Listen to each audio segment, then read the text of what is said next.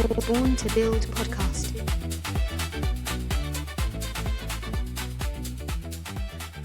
Welcome to Born to Build, conversations with the builders, founders, and pioneers driving change from the ground up, giving you the tools to build and grow your business. Today, I'm joined by Sandras Phiri, an AI expert, keynote speaker, and the founder and CEO of Prannery, the practical business school for the AI age. Sundras has helped leaders across more than 50 countries unlock new potential with transformative technologies, making innovation practical, accessible, and results-driven. Welcome, Sandras. Great to have you. Thank you. Thank you very much, Sam. It's good to be here. Great. Well, thanks for taking the time. I'm going to dive straight in. You've built a career at the intersection of tech, entrepreneurship, and education. And now, when you founded Prannery, what did you see as missing in traditional business education? And how are you working to bring a change to that? Brilliant. Yeah. So my background is computer science. I did a computer science degree many years ago. I actually learned AI 25 years ago. Wow. And then Before school. Before ChatGPT, before Claude and Gemini, all of that. But I went from IT, working in IT, going all the way to entrepreneurship and working with business people and helping people build businesses. And then I did an MBA at one of the top business schools in the world, but I still didn't know what to do in my business, in my small business. And I found that there was a big gap between what you learn in class and what really happens in real life. And I went to my university to say, could you add all these things to entrepreneurship and teach entrepreneurship this way? But they said, we have a requirement by Senate that you need to read so many books and write so many essays, and they need to be this long. And at that time, I was running Startup Grind. That was 2011, 2012. I was running Startup Grind, and I was talking to founders and investors all the time. And the things that they were saying very different from what we were learning in class. And so I wanted to fill that gap. And I thought, if the university is not going to do it, then I have to do it myself. So I built Prannery, which is a practical, straight to the point business school for the AI age. And we bring in actual practitioners to teach, and we teach you just what you need to learn. But most importantly, it's practical compared to being academic.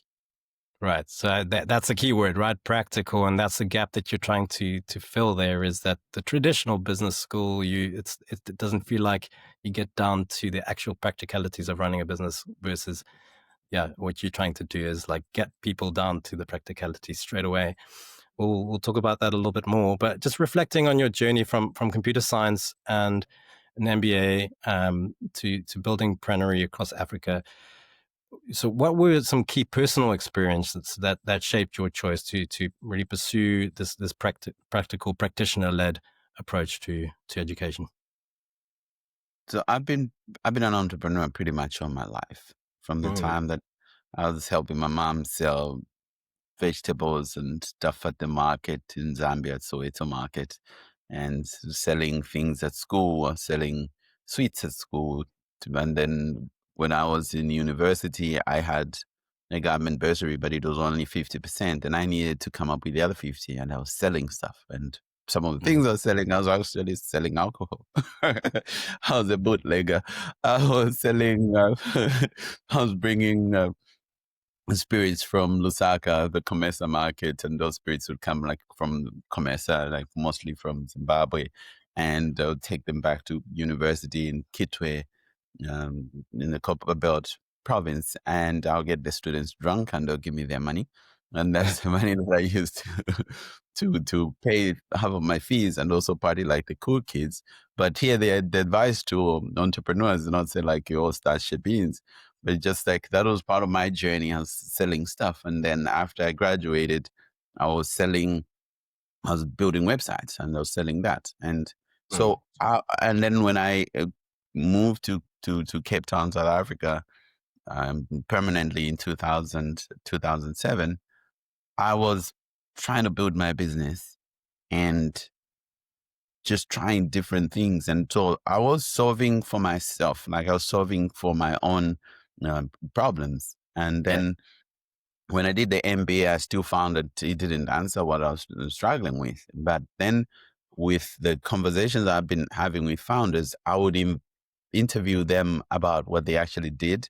And I'd ask investors, for instance, when I was trying to raise money, I'd try to learn, like, how do you raise money? Because it felt like only certain people raise money and other people can't. I mean, other people do not raise money, or is it like they favor certain people and all of that? And found like actually there's a specific way of doing it, and you learn, like it's like a new skill, like you're playing basketball and then you just know how to play football, and then you find like it feels like it's so unfair, like why do they let that other guy do this and do that when you understand. So I say that when you don't understand the rules, any game seems unfair.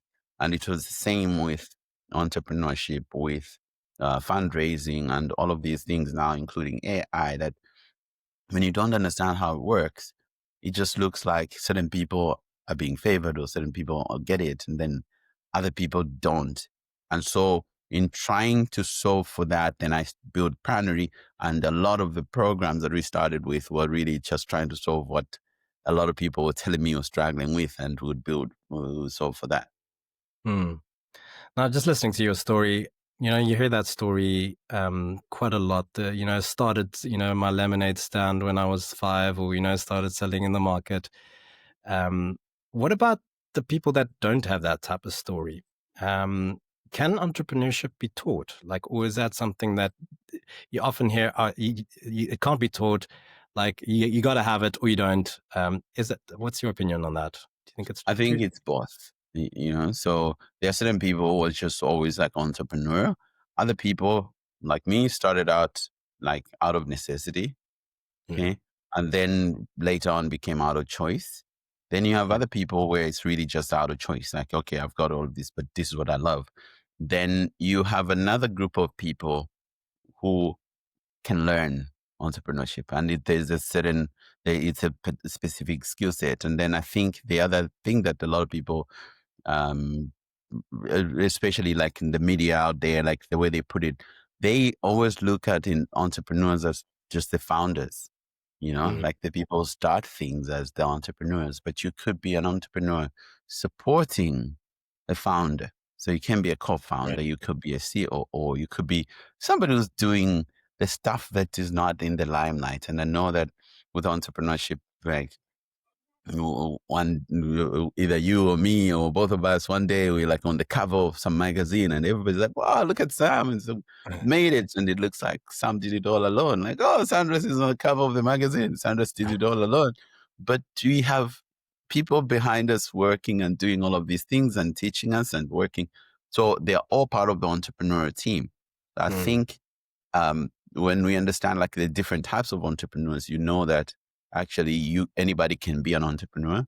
But mm, I think what's different is that not anybody can be a founder, because to be a founder, you have to be comfortable with the uncertainty and the ups and downs. So to give an example of somebody who actually didn't go through my type of background upbringing. It's like my son. I got my son, who's an entrepreneur, but he's got mm. so much privilege. He flew the same year I flew. Like I flew for the first time when I was like 27, and he was 1.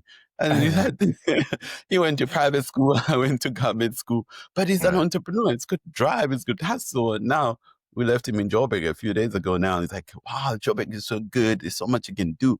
But he's got it in him. But not to say, but he's a founder. So the other people are not founders like that. And then we Mm, can't say be a founder, but we could teach them very specific things that help them to become successful entrepreneurs.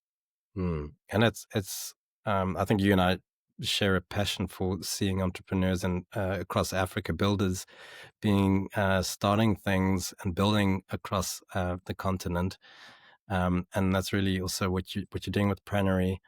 Can you walk us through Prannery's core philosophy? How do you translate now, results over theory into actual learning experiences?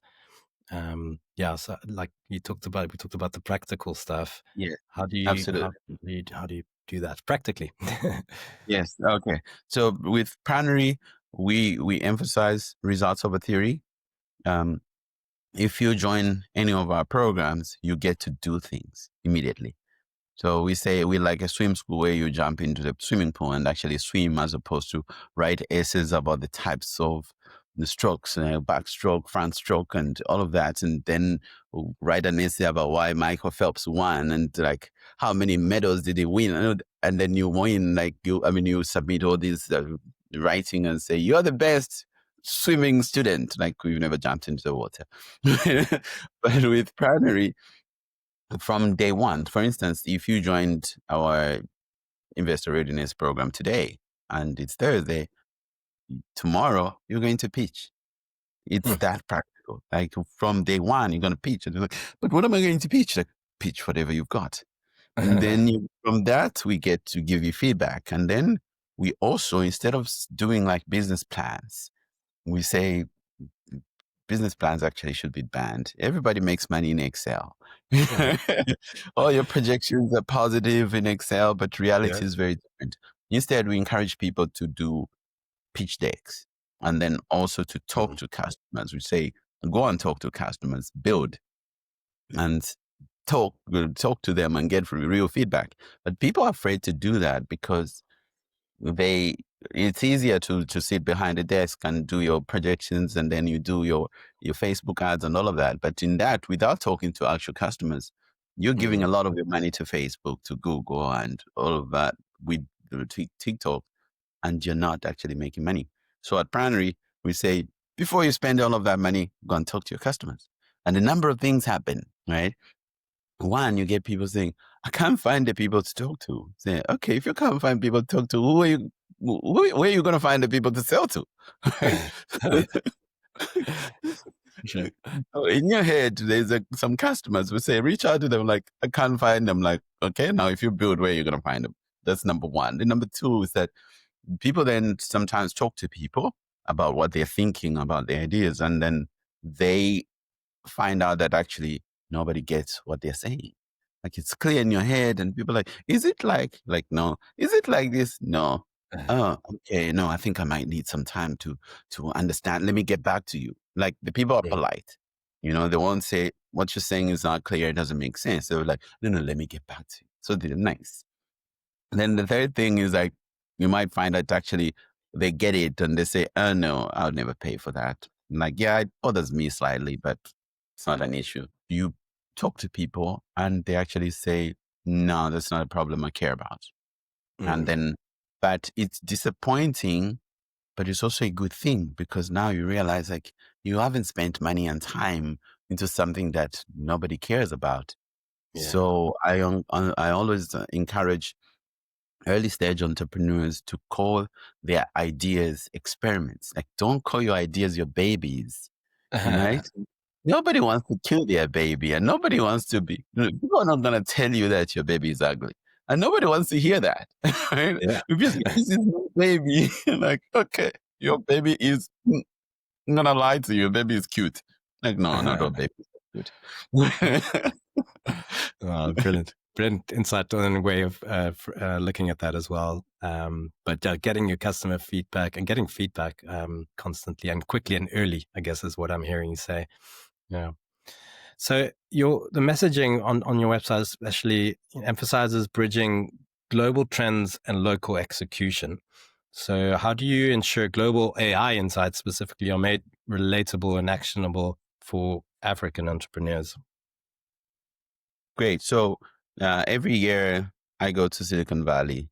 I was there a few months ago, and we take people with us every year. Like anybody who wants to join us can join us, and then we go to the Global Startup Grind conference, and we go to Stanford University, we go to UC Berkeley, we go to Google campus. We go to a lot of big companies there, and we learn. So like all the cutting edge stuff that's happening in entrepreneurship in AI, and then we translate it to what needs to happen or what's happening in Africa. So for instance, after learning all this stuff that's been happening with AI agents, things like model context protocol, MCP, like all the other wonderful things that are happening, and brought that to Africa and been teaching that in a free webinar, every week, and to just make sure Mm, that people just get up to date with what's happening.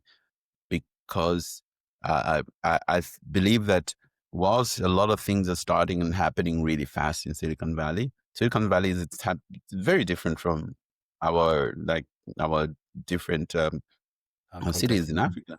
Mm, But there are a lot of things that are happening there that we could copy and learn from. For instance, like speed. People do things very fast, and then they're mm, also super generous, like just giving. They really believe in paying it forward, and those are the mm, some of the things that we will bring to Prannery. And so we teach, we pay for it, and we tell people to try things very fast without wasting time and money. And so with the AI, for instance, we've got the 5 AI waves that we teach at Prannery, starting from just a free webinar. We teach people about that. And then when people go into our full-on courses, we go really deep into all this stuff. So people here in Africa can do what people in Silicon Valley are doing. And now, Sam, there's a massive advantage that I believe that Africa has got when it comes to AI, mm. in that a few years ago we couldn't compete, right? Like we had to build infrastructure and stuff, and we Yeah. don't have the resources, the capabilities, like a lot of things it just we didn't have. But it Mm, was so AI has moved from the point where you needed like super technical people to do things, almost mhm. like there was a time when we had to use Photoshop, right? Or people still use Photoshop now, but to time when you hear people talk about Photoshop and then you try to use Photoshop and you get greeted with a blank white screen. Yeah. Like, what do I do here? You're like, I don't know. For instance, I got a computer science degree. I don't know how to use Mm. Photoshop because you get met with this like blank white screen Yeah. compared to Canva, where anybody can work in Canva and they're an expert, or anybody can work with Instagram or, or Yeah. Snapchat and become an expert because a lot of things have been taken care of. So you don't Mm, need to start from scratch. And it's the same with AI now, that we've moved to a point where anybody can build stuff. Like there's vibe mm. coding. You just describe what you want in natural language and the AI builds it for you. Previously, you needed to understand, like, okay, where am I starting? I need to put my environments together and I need to do a lot of things. So we there's a massive advantage now, and I love it. Like Mm. anybody from any country with just an internet connection can build incredible things, Yeah. and that's what's possible now. Yeah, and I think it was it Sam Altman, the CEO of OpenAI. I think he said, it's the age of the builder or the creative or something like that. And I think that's really makes it so much more accessible to, like you say, people in Africa that might only have an internet connection. But yeah, massive opportunity really as well. Brilliant. Absolutely. So what were some defining milestones when you were building Prannery? You launched in during the pandemic, first of all, but what were some of those milestones along the way? Possibly some pivots that you had to take as well. Yeah. So I think when we started Prannery, we were building out the world's first AI native business school, which is pretty Mm, cool. So we believe okay. like AI can help personalize education and get people Mm, to learn what they need, as opposed to everybody starting from the same chapter one. What is entrepreneurship? Like you have people who already know some of those things. Like, no, I just want to learn this piece, or right. that I already know, but I need to just fill up the gaps that I've got. And Hmm. then we believed AI could do that, but it was super expensive and it was hard to do. And now with generative AI, that now has become super possible and like low cost to do, and we're doing that. So the Mm, major milestones were we wanted to build from scratch, and then finding that is so difficult. And then we started simulating that using just like the people on doing things manually, but trying to simulate the process. Like if you pitch, we can give you where your gaps are, and then help you learn just those specific things. And then mm, we would giving the feedback that now the AI can do. And so that was like a big thing.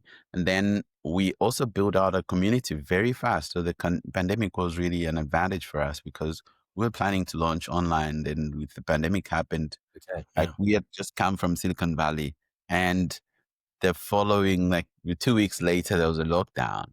Yeah. And Wow. then we launched, but then it helped to grow our community really fast. And we were planning to be Pan-African. So we had a lot of entrepreneurs from across the continent. But because our methodology is so practical and so real and bringing in different people, we had students from Slovenia, Turkey, UK, Sweden, Barbados, USA, and now Mm. we have students from Saudi Arabia joining our program. S- Students from Saudi Arabia joining our programs Mm. because it's just so practical and straight to the point. And that's Good. like another major milestone. And now other milestones are we're partnering with universities, like two Mm. universities here, like two of the top universities in Africa or two of the top universities in South Africa. And then we're also talking to Silicon Valley University. And like finally, what we believe and what we're doing is being accepted and being invited to speak at universities to Brilliant. teach this, to teach about how entrepreneurship should be taught, and then also the practical aspect of AI, and then working with corporate and working with corporates, helping them understand or apply generative AI. And so Mhm. that's like all of these have been major milestones, and getting to speak on massive stages around the world, teaching people about AI, entrepreneurship, digital transformation, but most importantly, bridging that gap between this is IT, it's tech, I don't understand it, to, oh, is this what it means? Yeah, I could do that. So I like to liken AI to electricity, that you don't need to understand how it works in order to use it. You know, Yeah. mm, And that definitely has changed over the last probably even 2 years. It's changed very quickly. When just not too long ago, you did need to understand a lot more to be able to use it. But that's changed very quickly. Tell us a bit more about the AI Business Mastery 4-week program that you do. What are the outcomes of that program? absolutely. So we have the AI Business Mastery Program that runs for 4 weeks, and it's just 1.5 hours on a Tuesday. But what we've done and why we came up with this program is that there were a lot of AI, and there are a lot of AI courses out there, but they're too Mm, technical.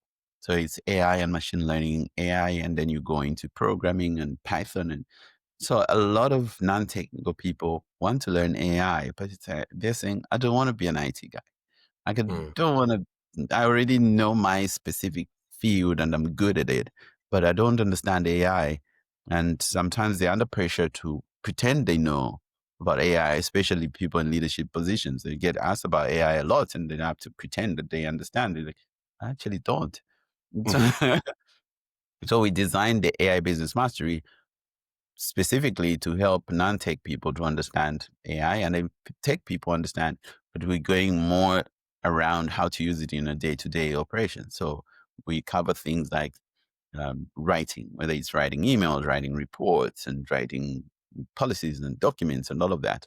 Then analyzing information. You can consume like 200-page document and just know what you need to know from that. And mm, looking at data, you're like, that's unstructured.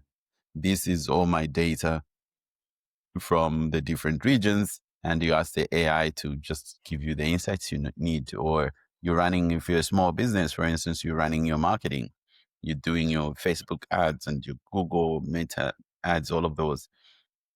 And you can just feed that to AI, and then it gives you insights that you need. And you can run mm, your own campaigns, and you can grow pretty much any part of your business using AI. So we go through that, and then helping people to build out. If you want to create presentations used to take days, hours. Now you could do a full on beautiful presentation in just minutes. and it's good. Yeah. Then teaching people all of those, and we've put that in a course that's again in a true Prannery fashion, straight to the point, practical. And we started this particular cohort, this specific cohort, the current cohort we started on Tuesday. And already people are like, oh my gosh, I didn't know about the triangle method and the clear framework. Already this has changed my life. And they're raving about that in the application. So once again, like the way we teach at Prannery, we're saying there's a lot of theory, there's a lot of academic stuff. And if you wanted that, you could go to YouTube and Google and all of that. But we know where the issue is, like people actually doing stuff. And if it was just about knowing things, then Africa would be super developed because we know a lot of things, but we need doers. Yeah. Well, that sounds amazing. Now, talking about doing, and so you have practical deliverables each week. Can you share some examples of what that might look like? What a practical deliverable a student has to actually do? Yes. So when we're starting out the program, each person has to say what they're working on and what they would like to achieve in the program.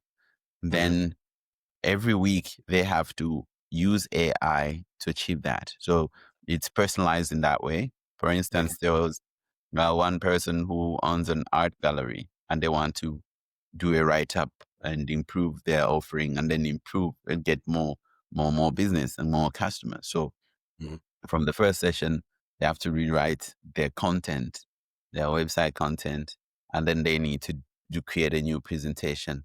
And then they have to we'll look at ways in which they could be exposed to more customers.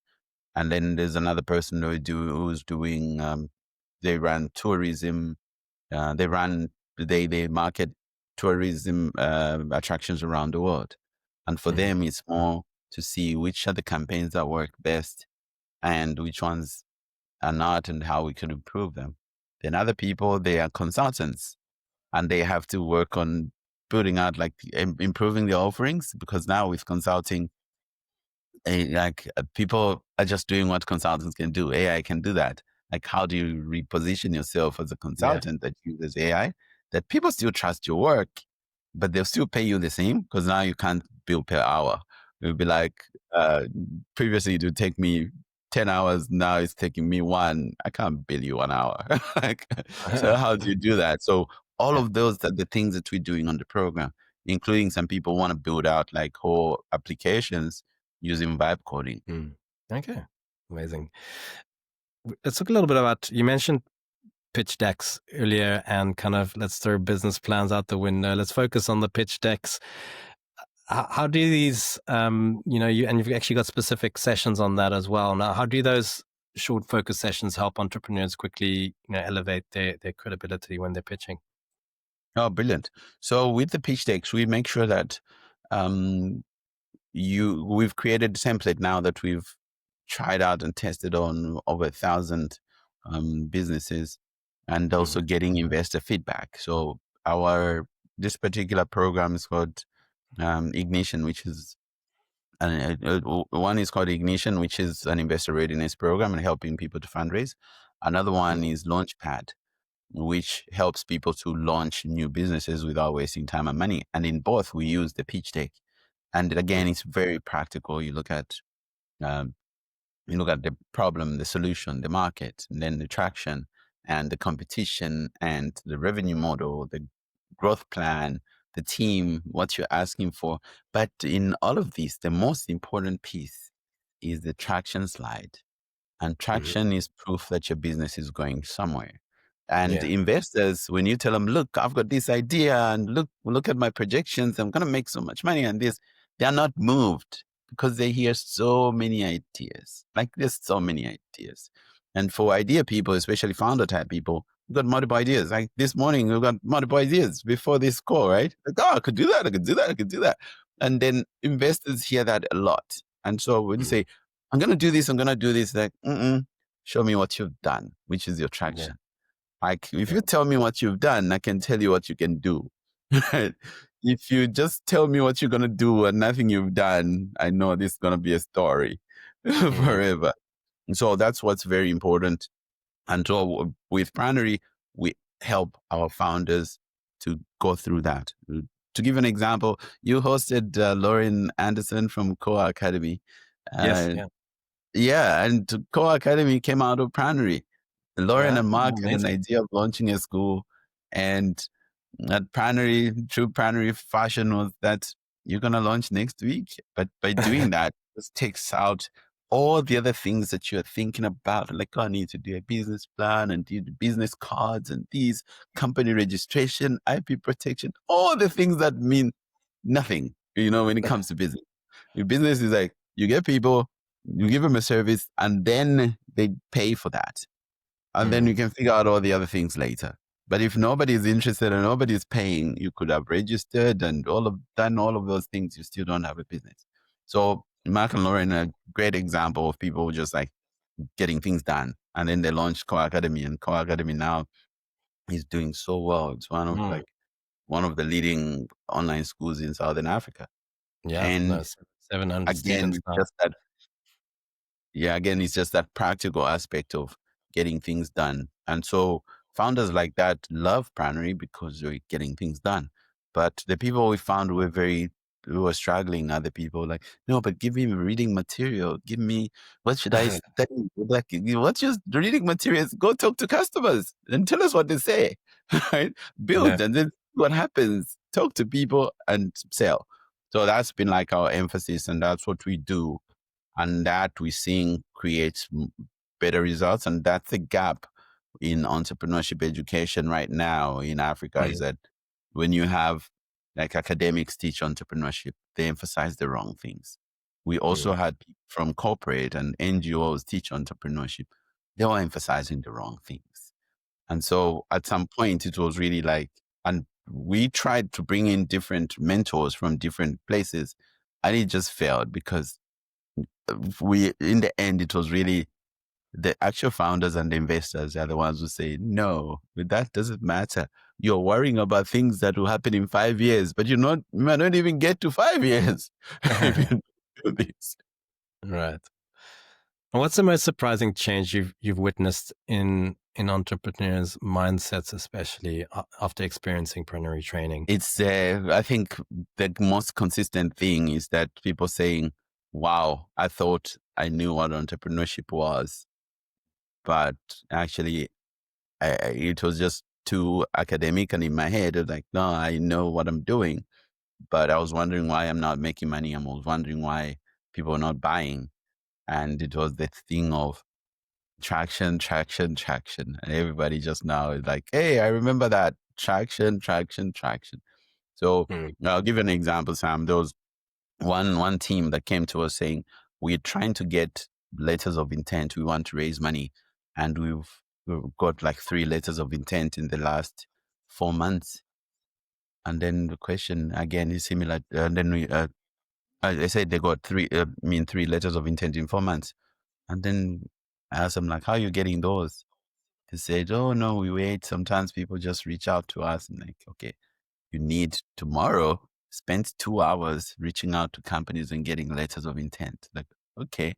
And then when they came to the next session, they said, we got 10 in one day. The same with people who are selling. They're saying, we're not selling. It's like, what are you doing? I mean, nobody's buying from us. Like, tell me what you're doing. And they'll say, oh, we're running these campaigns and doing this and doing that. And you'd be like, yes, your marketing is doing very well. People know about what you're doing. But who's in charge of sales in your company? And they say, we all are, which means nobody. Right? And then that's clear. Like, no, you need somebody dedicated to sales. And then you need to, if you don't have people dedicated to sales, at least you need to have sales activities. You as a founder say, on this day, I'm spending time selling, like actually talking to customers, converting them. This one company, they had people who had done all the digital stuff, and they had like 1,000 people on their wait list, people trying to buy, the payments failing and all of that, and saying, look, the process is not working, we're broke. And said, why don't you just pick up the phone and call these people and ask them to send money to your account? I said, can we do that? Like, yes. And then the next day they called them like, whoa, we made 20 sales in one day. Brilliant. Yeah, very action driven. Love it. Like don't sit around waiting for stuff to happen to you. Go out and do something. Now for seasoned entrepreneurs who are maybe entering the AI space, like they feel like it's late. What's some practical first steps they could take, and also maybe what are some common missteps that you see people make? Yeah, with seasoned entrepreneurs, people working in corporate, the people who are feeling like it's late, like, no, I'm older. I see that a lot, but it's a false belief that you're old or you're late. The truth is that we're still early. And then also there's a false belief that you need to be tech savvy, you need to be technical to use AI. Like, it's not true. You don't Mm-hmm. need to be tech savvy. You don't need to be technical. If you can use a phone, if you can type, you can use Word, you can send emails. That's all the qualifications you need. So you could, with that, you could just, I'll say step one is just really sign up to um, um, a free LLM like ChatGPT, and then start learning how to prompt correctly. And Mm-hmm. the missteps that people have is that they're getting to a point like, well, where our parents were, like, we didn't want to change the channel on the TV. Like, hey, they send you like, then come and push this button, change the channel for me. Like, mom, it's easy, just push this button. Like, no, I want you to do it for me. And now we're becoming those people, right? With Yeah. AI. But the good news is that with AI, actually, it's easier. And then you could, now the AI, we can talk to it and that, you can do a lot of things. So some practical things people could do is, one, just sign up to any um, AI. And if it's ChatGPT, make sure it's ChatGPT by OpenAI. Like, a lot of people search for ChatGPT and then you get a lot of sponsored ads. Then they click on the wrong ones and they get pop-ups and all of that and think this thing doesn't work. And then we check, you say, okay, it's not the right one. Okay, same thing if they do it on the app.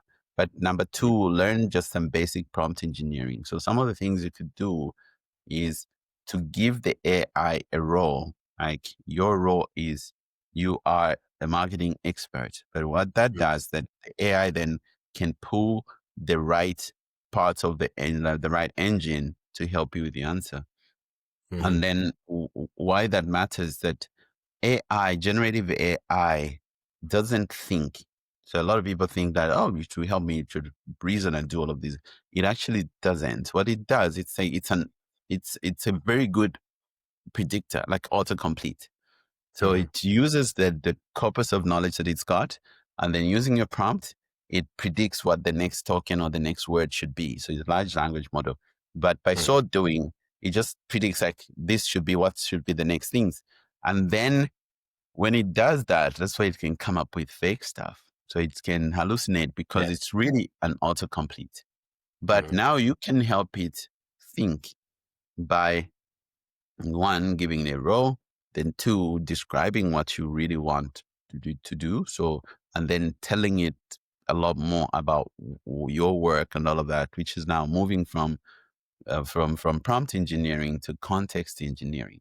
So context engineering is a critical thing, which we, when you're building out, when you're working with LLM. So think of it that like, if you had a good expert come to you, and if you gave them instructions, would they just give you the right results? If they can't, then the AI can't do it either. So you need to be very clear.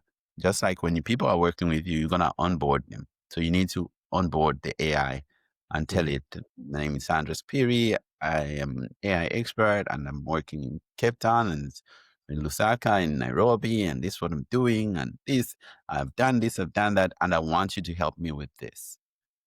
Then, like, one really, really good prompt now, which is like a master hack, which is a game changer.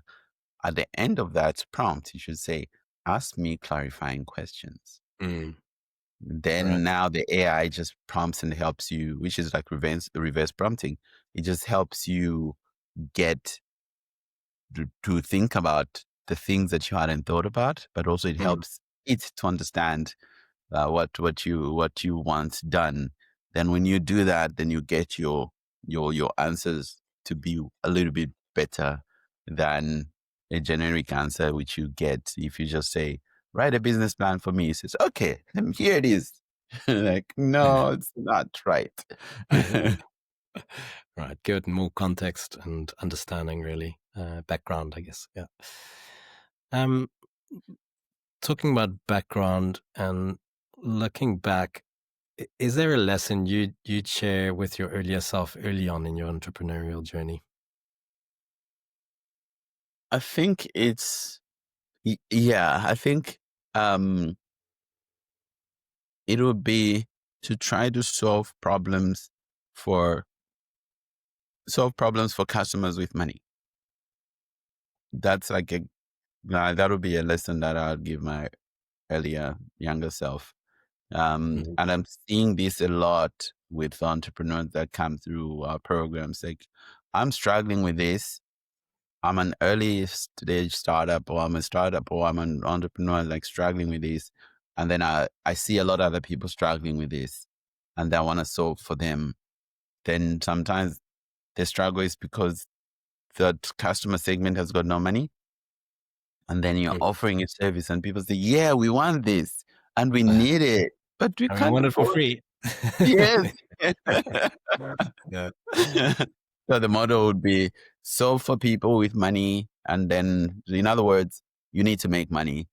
Like, put your own oxygen mask first before you help others and children. Yeah. Yeah. Like in a good airplane. Yeah. How do you envision Prannery evolving over the next few years to stay at the forefront of business education, especially in Africa? I think what I'm seeing with Prannery is that with the partnerships that we're having with the universities, will now be, we will add on more on the credibility side, because people saw what we do, like, wow, this is amazing, but which institution are you backed by, or Right. which certification, which we struggled with, because the types of certifications you need to get use the old model that doesn't work. Where say you need to do so many hours and so many writing, like, it doesn't work like that. Then we get Right. accreditation for something which is different. But now I think because we've demonstrated our method works, we're getting the universities to use our method. That is going to help Prannery significantly, but also help the universities significantly and the students that are coming out of the universities. So Prannery will continue to be a leader in practical AI education in Africa, as well as entrepreneurship education. And then with our partnership with Silicon Valley, and then also building out our AI native business school. And I'm happy to say that the first AI native business school was out of Africa. There's one in India now, and Harvard is doing that as well. But it's a game Very changer. cool. So we see Prannery continuing to lead in that space. And then our programs will continue to be, we'll have some free programs, some paid programs, and some really premium programs, because we want everybody to have access. And right now we do have some scholarships for some people to do AI programs with us. Brilliant. Finally, just to bring us to a close, what's one bold prediction that you have for the future of business in Africa? I think Africa will export a lot of solutions and products using AI. And this is like the generative AI, but the next levels of AI. Because I think for the longest, Africa was trying, like, we're going to go to Silicon Valley and raise money. But Silicon Valley doesn't understand our context. And so they wouldn't fund African companies. But now with all of these, like, the cost of building has dropped significantly, meaning we'll be able to build incredible things that will be usable in other emerging markets. I think that's a game changer. And then we will have more and more Africans using AI, working for global companies, but still being in Africa, where it's beautiful, it's affordable, the weather is amazing, Yeah. without having to go to Europe and all the other places. Yeah, for sure. Well, just to end us off with the rapid fire, you get to choose either or. Build fast or build right? Can I give you a longer answer? You don't know you're building right. So I think build fast. Then you know if it's right or wrong. Great. Bootstrap or raise capital? Bootstrap. Visionary chaos or methodical planning? Visionary chaos. Revenue or impact? Revenue. It will create Awesome. impact. Great answer. Guys, if you're listening in and you want to find out more about Prannery, go check them out, prannery.com. Sandras, it's been such a pleasure chatting with you. Thank you so much for joining me today. Thank you very much, Sam. Great questions. I really enjoyed this chat. Thank you. If you've been enjoying Born to Build, please take a moment to rate the show on your favorite podcast app. Your support helps more people discover it and keeps the conversation growing.